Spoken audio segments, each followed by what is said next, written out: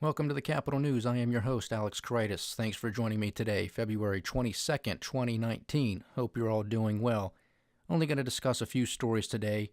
We're going to have another conversation on the Jussie Smollett case as it relates to a greater political picture, I think. We're going to touch on Bob Kraft, the story coming out regarding the Patriots owner, and Julian Epstein. And then we'll conclude with Bob Mueller's report, which has come to light will not be released next week. So let's kick it off with this Jussie Smollett case. And what I'm more interested in focusing on today has to deal with the fact of this quote-unquote hate crime and the lynching. Now, if you're aware, there is a bill in Congress that has been voted on in the Senate called the Anti-Lynching bill. And this came through from Senators Kamala Harris and Senator Cory Booker, who are coincidentally both running for the President of the United States. Now, here is an article from the Washington Times.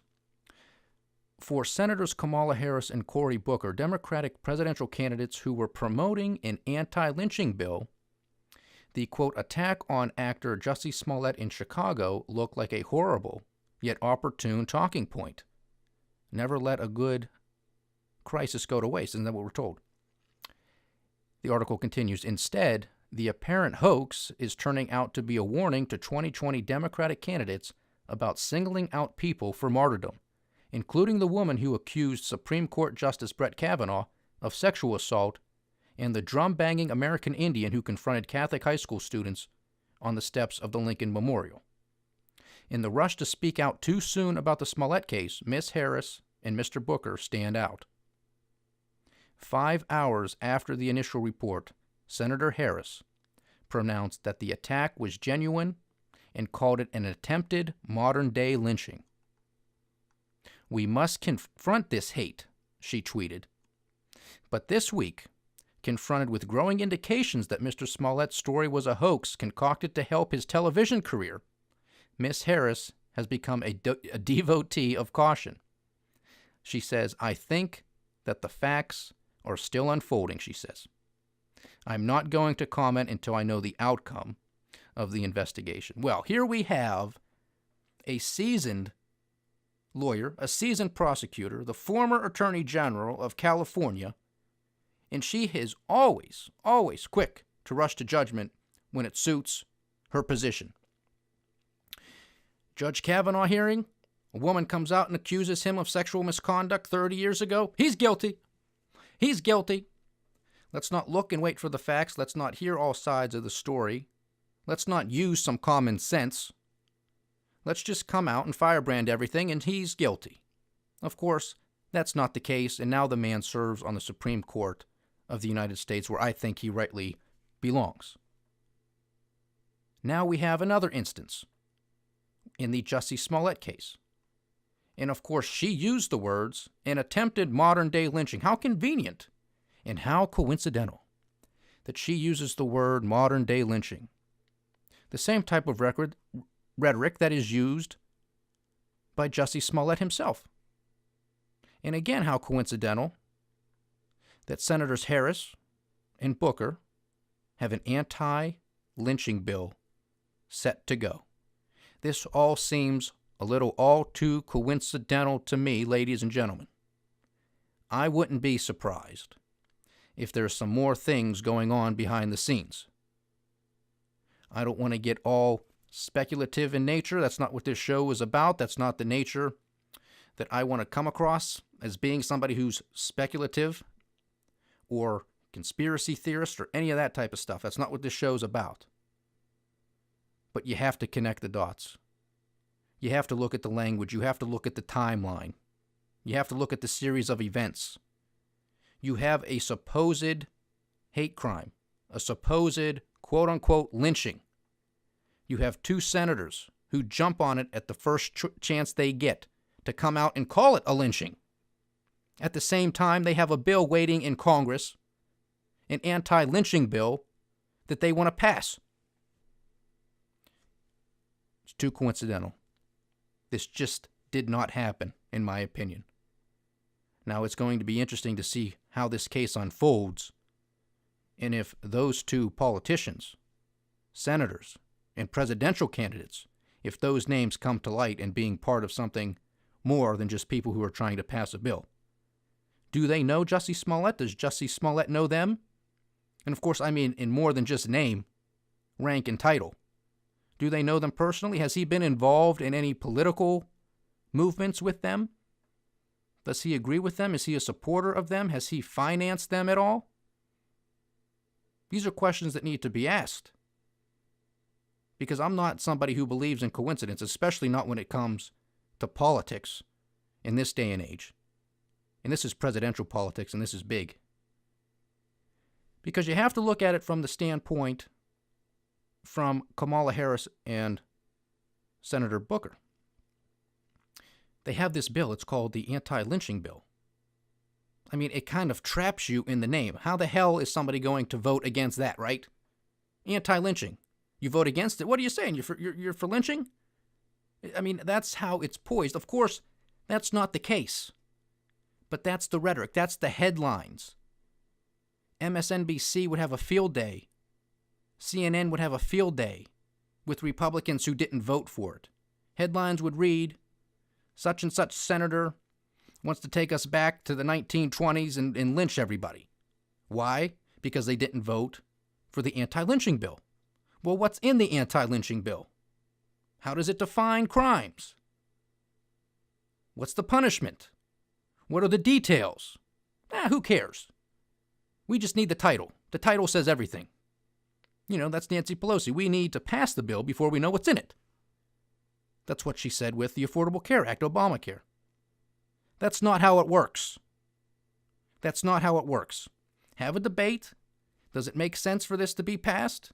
I mean, how many people are being lynched? Anti-lynching bill. If people were being lynched in this country in any significant number, any minimal number, it would be all over the news day and night. If they wanted to pass this 70, 80 years ago, okay, that's something you can say. Well, that was a bigger issue, and people are trying to end it. We don't have these types of hate crimes and this type of action taking place in this country to warrant this type of bill. We just don't.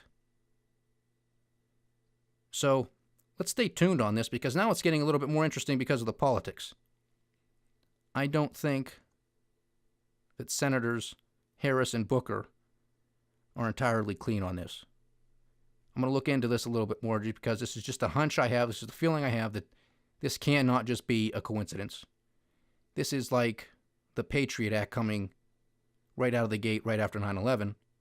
And then, of course, it's called the Patriot Act, which it is one of the most unpatriotic bills that have ever been passed in this country, just taking the rights away from every single American in the name of national security. But it's called the Patriot Act. If you vote against it, you must be unpatriotic. Makes no sense. Let's have a debate. What's in the bill? Does it make sense? Is it truly patriotic? Is it really constitutional? We don't care about that. What's the headline? What's the name of the bill? And that's all you need. Just look at the title, and if you're for the title of it, then vote for it. And in this case, if you're not patriotic, then you're unpatriotic, and you're going to have a tough time getting reelected. Because we're just going to have our friends in the mainstream media come out and say you're unpatriotic because you voted against the Patriot Act. That's the world we live in. That was 18 years ago. The heat's just getting turned up. So that's the Jussie Smollett case. That's the coincidence. One too far for me. We'll stay tuned on this. And the other thing that I think is important, and this goes to a point of hypocrisy on the Democratic side, which of course they don't care about because the ends justify the means. So it makes no difference if they lie, if they're hypocrites, whatever they got to do. It makes no difference. This is a rush to judgment. So now this becomes a question of their character, of their temperament. Wasn't this a big to-do with Donald Trump, candidate Trump? He's too quick to judge. He doesn't have the temperament. He doesn't know what he's talking about. Well, here you have two candidates East Coast and West Coast, running for president of the United States.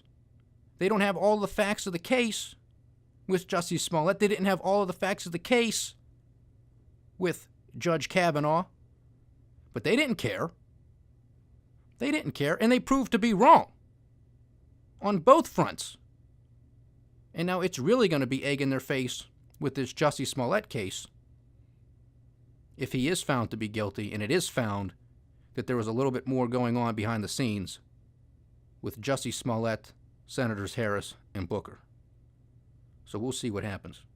Now, the next story involving Bob Kraft, big investor, millionaire, billionaire, whatever the hell he is, and the owner of the New England Patriots football team. Well, they, of course, won their 6th Super Bowl, and probably the boringest Super Bowl I have ever seen in my entire life. I don't know what made me continue to watch it after the first half. Hope, I guess, that it would turn around and become more exciting. I mean, this is the decline of football. If that's going to be the score, what was it, 13-3? I mean, that's it. I mean, who the hell is going to tune in to watch a Super Bowl it's just overhyped. At least if you're watching the World Series, you might have 7 games. You're at least going 4. You watch hockey, you got 7 games. And those guys step it up. Football is a completely different thing. It's one and done. And when you have that type of performance, I mean, who the hell wants to watch it? But that's off topic. What I want to talk about with this is, and I'm not saying that the man is guilty, because for those of you who are already in the know on this, he is accused, allegedly, of frequenting a spa that gave more than just a massage, if you know what I'm saying, okay? There was some prostitution involved, a human trafficking ring, and Bob Kraft may have been involved. That's allegedly. Now, this is allegations. I'm not going to speculate. I'm not going to call the man guilty. What I am going to do is I'm going to try to weave a web of a greater story that I think we should all be paying attention to, because not only do we have Bob Kraft and that information coming to light, because regardless of the fact, there is at least a spa down there that is under investigation for human trafficking and sex trafficking. Whether Bob Kraft is involved or not remains to be seen, and whether or not that's true, that there is human trafficking going down in this spa, again, that's alleged too. But there seems to be something taking place down in Florida. The other character that I want to mention who has been in the news again is Julian Epstein, and he's another multi-millionaire, billionaire who was involved with human trafficking, underage girls, sex ring, all that type of stuff. And he had, I think it was called the Lolita Express, his private airplane taking high-powered politicians and businessmen and everybody, who's who basically, to his island where they could engage in sexual activity with these women, whether they were underage or not. Good friends, I believe, with hound dog President Bill Clinton, just as an extra tidbit of knowledge for you. These cases are coming to light, I think, because of a bigger thing that's going on behind the scenes that's going to start coming more and more mainstream. This all has to do with President Trump and the wall. Again, I talk about the wall being a distraction from a lot of bigger problems, because it is, but the wall and the conversation that is taking place around it has to deal with this. Because while everybody always assumed that the wall just had to deal with with illegal immigration and the fact that Trump's a racist and he can't have anybody else in here, which is of course ludicrous and not true. He says it everywhere he goes. He said it in the State of the Union. He wants more people than ever to come into this country, but he wants them to do it legally and based off of merit. What people don't understand about this is beyond me. How that makes him a racist is beyond me. But that's what the liberals want to paint him as. Okay, that's political. I believe the president wanted to have a conversation. I believe he wanted to start prepping the American people, and the world at large too, that there is something more sinister that's taking place in this country above and beyond the illegal immigration, above and beyond the amount of illegal drugs that come into this country. Those on their own is enough to warrant an argument for additional border security, walls, barriers, whatever. But then what has the president always been talking about in conjunction with that, which doesn't get a lot of mainstream coverage, if any at all? And that has to do with human trafficking and sex trafficking. You see where I'm going with this? The Democrats don't bring this up. When Donald Trump brought this up in his Oval Office announcement, he was answered by the Democrats with, this is just a racist stunt. This is just a political promise he's trying to make good on. It's not needed. Our experts don't say we need extra walls or barriers. This is complete nonsense. Never once do they talk about the drugs. They don't talk about the economic consequences of illegal immigration. And they don't mention the human trafficking or the sex trafficking aspect of it at all. At all. So here's another coincidence that I don't think is a coincidence. I just don't believe it at all. I've said this before in prior podcasts. President Trump, when he speaks, especially when it's about some serious issues like this, I think he does so with a purpose. And this was very much done so on purpose to start preparing people for what's coming. This is part of the fireworks, part of those investigations going on that aren't being discussed, that I'm going to discuss with you guys next week, that I think is taking place. And this is just more evidence to me that something is taking place and something is coming down the pike. And when you have these high-level people such as Bob Kraft, I mean, a lot of people know Bob Kraft, either because of his business acumen or because they know him from the New England Patriots, and a lot of people were familiar with Julian Epstein because of his business acumen, his success in the business world, and then obviously all of the legal problems he's had with that case that surrounded him. And now that's coming back to light.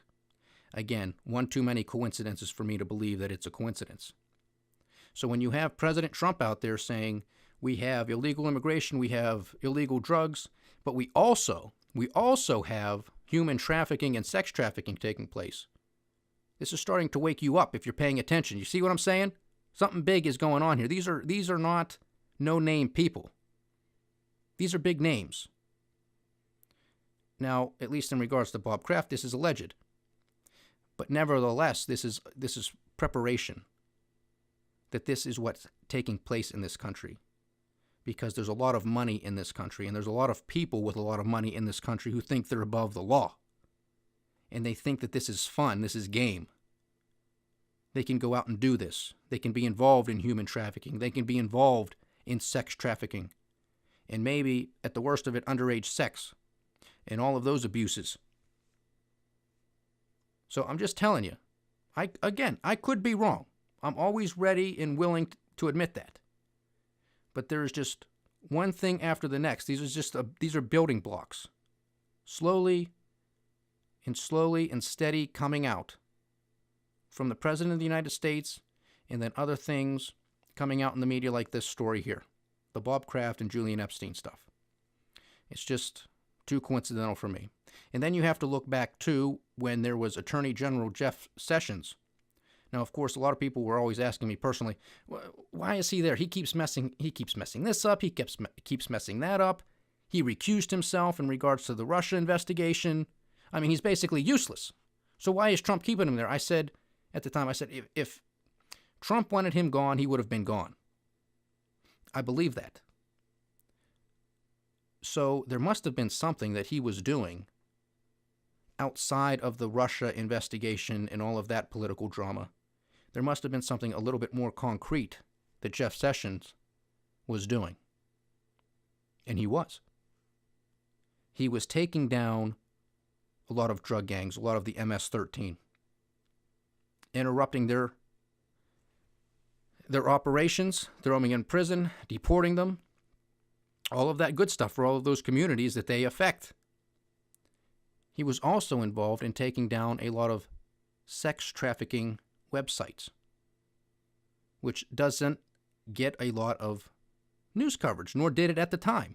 I happened to stumble across this just because I was looking for news, and this was just an article on the side. This wasn't the headline. This wasn't front page. This was, you got to scroll down some of these websites and find it, and there it happened to be. That's what the Justice Department, under his leadership, did. They attacked these drug gangs, and they went after some of these sex trafficking and human trafficking websites. That's what they did. So Jeff Sessions served a purpose. And Donald Trump was on this issue, sex trafficking and human trafficking, from day one. It just wasn't talked about heavily by his administration, nor by the Democrats, nor by the mainstream media. Now you have the wall conversation, and he slowly starts to talk about it. And now you slowly start to have more and more stories coming out about human trafficking and sex trafficking.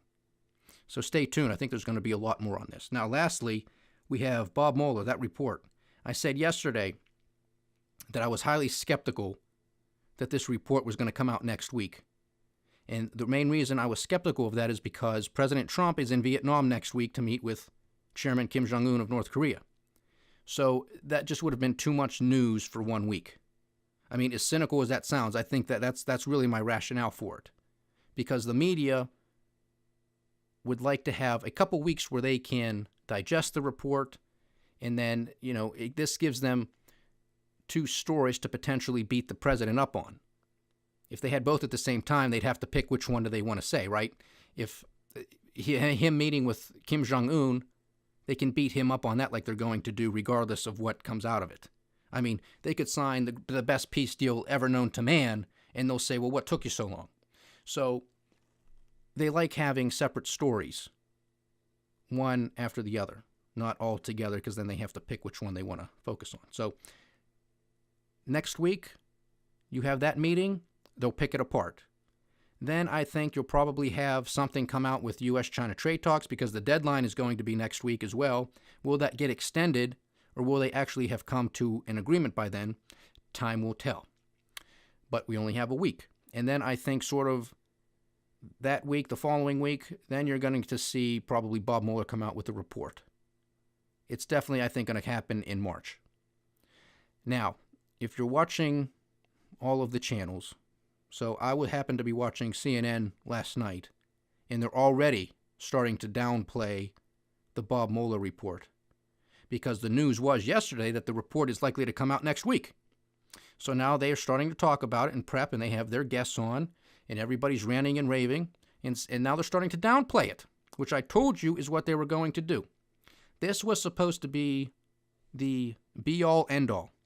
Bob Mueller is the most righteous, moral person ever produced by the United States of America. That's what we were told from both the Republicans and the Democrats. He had virtually an unlimited budget. He could go down any rabbit hole he wanted. That's what we were told. So don't let a short attention span mess you up on this, because the mainstream media, who is now starting to downplay this, have been talking for nearly 2 years that this was going to be the final nail in Donald Trump's coffin in regards to Russian collusion. Now, it's not that big of a deal. Well, we don't know how many resources he actually had. He didn't have full authority to go down all of these rabbit holes. So, he was limited. His scope was limited. So, if not much comes out of this, and it truly does become a nothing burger from the Mueller investigation, don't be surprised, because even though we've been telling you for 2 years that this is it, we really didn't mean that. This is, just focus on what we're saying this week and the coming weeks. That this just doesn't have much to do about anything. I mean, yeah, he looked, yeah, he had a team, yeah, there was tens of millions of dollars spent. But, I mean, it was like he had one arm, tied behind his back. And do not forget that President Trump was baited time and time again, especially by Senator Chuck Schumer. Don't you dare, Mr. President, come out and remove and fire Bob Mueller. Don't you do it. How dare you if you do? And he didn't.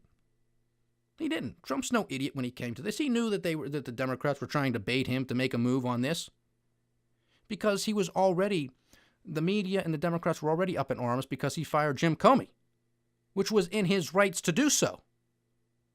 Jim Comey's a disgrace to the FBI. Andrew McCabe can get on 60 Minutes and NBC and try to sell as many books as he wants and tell as many people as he wants that Jim Comey was an outstanding guy. No, he wasn't. He was a piece of you-know-what. You could tell just by all of his testimony and all of those hearings. He's an arrogant ass is what he is. And he's deeply involved in all of this fireworks. Believe me when I tell you, and we'll get to that next week as I go through some of these investigations that I think are taking place. So there is nobody who is innocent on this, on the left and in the mainstream media, with all of this rhetoric that they've been hyping up, which has only done nothing but further divide this country. When they all want to get up there and yell and blame President Trump for dividing the country, their stories are nonstop negative. What do you think is going to happen when you have an echo chamber of people who turn on CNN, MSNBC, and any really other mainstream media news outlet? What do you think is going to happen? These people are going to say, see, what I already believe is true. And the mainstream media, whose job it is to be objective and to tell me the truth, is telling me all these things that I already believe about our president. That he's a racist, that he's a bigot, that he's a misogynist, and that he's trying to divide this nation. Well, now you have a 180. Bob Mueller was supposed to be it. This was supposed to lead to impeach 45. Maxine Waters was finally supposed to get her wish. It was supposed to come true with Bob Mueller. Impeach 45. That woman is off her rocker. And now she's probably going to go and do further investigations because Bob Mueller is going to turn out to be a nothing burger. Adam Schiff is going to have to continue his investigations. Jerry Nadler is going to have to continue his investigations. Elijah Cummings is going to have to continue his investigations until they find something, because they're not going to give up. And let me just warn you, too, because this goes back to the State of the Union, and I told you this in previous podcasts. What did President Trump say in regards to this quote-unquote economic miracle?